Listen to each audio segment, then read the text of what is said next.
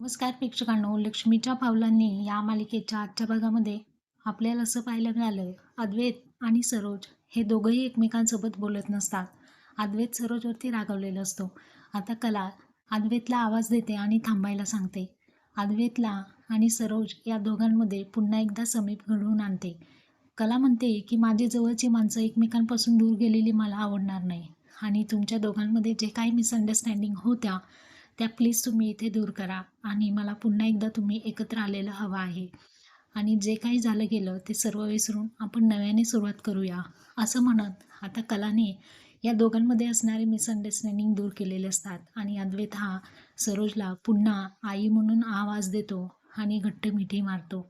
तर सरोजसुद्धा खूप आनंदी झालेली असते कारण तिचा एकुलता एक मुलगा तिच्यासोबत बोलत नसतो.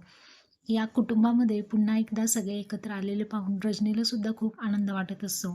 तर आता सरोजने कलाचा सून म्हणून स्वीकार केलेला आहे आणि छातीशी घट्ट आवळते.